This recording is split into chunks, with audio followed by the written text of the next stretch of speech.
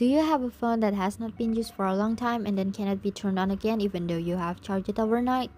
Okay, this video is right for you. The first way is to surprise it. Do this step.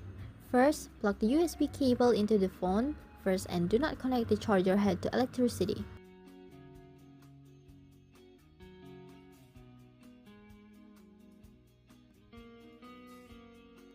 Then you can connect the charger head to electricity quickly.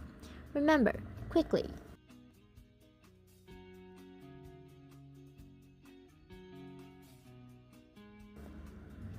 The second way is to press the power button and both volume buttons simultaneously.